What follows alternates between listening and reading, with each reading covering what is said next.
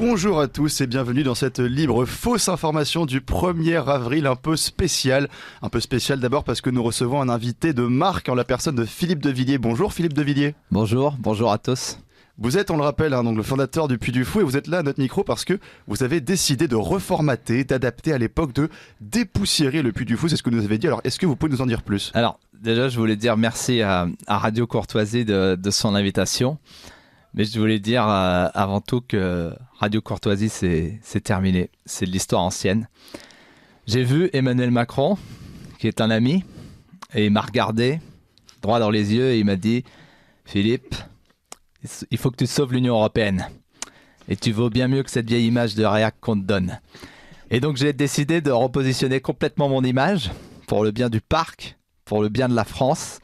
Et désormais, le parc, le Puy du Fou, sera plus inclusif, plus multiculturel, plus tourné vers l'avenir et vers la France de demain. Et c'est pour ça que j'ai décidé aussi de renommer le parc et de le renommer le Puy de la Folle. Ah bah dis donc, ça c'est de l'information. Alors qu'est-ce qui va donc exactement changer au Puy de la Folle ? Eh bah écoutez, au Puy de la Folle, toutes les attractions et les spectacles vont changer pour être conformes à l'idéologie, l'idée progressiste du monde. Le dernier panache de Charette va être remplacé par un spectacle sur la vie d'Emmanuel. Voilà, de son enfance jusqu'à sa présidentielle, en passant par sa rencontre avec Brigitte, sa rencontre avec Attali. Le bal des oiseaux, pareil, c'est fini, on arrête avec les animaux, on les laisse en liberté. On va remplacer ça par des potagers éco-responsables, éco-éthiques. Les amoureux de Verdun, pareil, la guerre, ça suffit la guerre. Ça sera remplacé par une grande parade, une parade de la paix. Une parade de la paix pour l'Europe, pour le monde, avec Jean Monnet, avec Robert Schuman, qui est un ami. Il est pas mort, Robert Schuman ? Et c'est un ami spirituel. C'est un ami dans ma vie de tous les jours. Et la ciné-scénie sera remplacée par un spectacle de Belal Hassani, la assassinée. Belal aussi, qui est un ami et qui nous fait l'honneur d'être à l'appui de...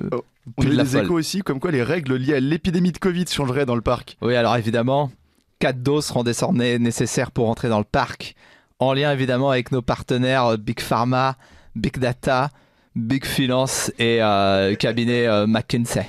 Et il se dit que vous sortez prochainement un nouveau livre, alors est-ce que vous pouvez nous en parler également ? Oui, alors mon prochain livre s'intitule « Il est aujourd'hui temps d'écrire la page d'histoire de... » Non, attendez, il est temps de révéler le récit de ce qu'on vous a... Non, alors, excusez-moi, ça c'était celui d'avant. C'est « Le jour est arrivé du moment de vous révéler l'inavouable de ce que vous pensiez savoir, mais qu'on vous a menti et qui n'est pas vrai. » Donc le livre s'appellera comment exactement ?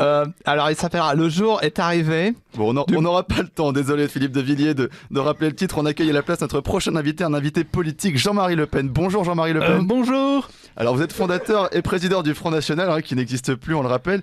Et aujourd'hui, vous venez nous faire part de ce que vous pensez de l'état de la droite à 10 jours de la présidentielle, qui est plus divisé que jamais. Et qu'est-ce que vous en pensez ? Oui, j'ai vu les sondages, n'est-ce pas, que je suis cette campagne. Et il faut dire que pour battre Emmanuel Macron, aujourd'hui, ma fille est devenue une socialiste, n'est-ce pas, de gauche. Monsieur Zemmour m'a dépassé sur la droite. Je pense que je peux être le candidat de l'union des droites, c'est-à-dire, c'est pour ça que j'ai décidé de me présenter à l'élection présidentielle. Mais pardon, vous n'avez pas peur de diviser encore plus le camp national ? Mais pas du tout. Écoutez, je me suis présenté 5 fois à l'élection présidentielle. Je suis incontestablement le candidat avec le plus d'expérience. Je vais faire un Montrocadéro, je ferai un pique-nique à Montretot avec mes bulldogs qui mangeront les chats de marine. Et j'espère bien rassembler le camp de la droite à ce moment-là. Et comment vous comptez vous organiser ? Est-ce que vous avez un parti politique ? Oui, alors écoutez, nous avons créé un parti qui s'appellera le Rassemblement en marche pour la reconquête nationale insoumise et anticapitaliste. Ah, et donc vous avez pris le nom des autres partis en fait. Oui, c'est une démarche de rassemblement, n'est-ce pas ? Bon, écoutez, bon courage Jean-Marie Le Pen pour ce projet qu'on vous souhaite fructueux. Pour cette nouvelle aventure politique, donc on accueille le dernier invité de cette matinale, c'est Édouard Baird. Bonjour Édouard Baird. Bonjour à tous. Merci de votre invitation. Alors pourquoi est-ce que vous vouliez venir sur notre radio et sur Radio Courtoisie plus précisément ? Ah bah, écoutez, déjà la radio, j'en ai fait beaucoup. Hein. Maintenant, je fais plus de la scène, donc c'est vrai que je suis très content de revenir à la radio. J'aime bien ce côté de la courtoisie, c'est-à-dire que dans la conversation, c'est indispensable. Et un vrai débat, c'est un débat courtois. Et il n'y a pas de débat sans courtoisie, je pense. Et aujourd'hui, vous diriez que vous n'êtes plus de gauche, c'est ça ? Non, alors écoutez, non, parce que je pense pas qu'il faut être sectaire comme ça. Moi, évidemment, on est de gauche. Moi, je suis un enfant des années 60, donc forcément, j'étais obligé, en réalité, d'être de gauche. Je suis né dans les années 60. J'ai vécu dans un environnement où la gauche, évidemment, c'était le bien, c'était le juste, c'était le bon.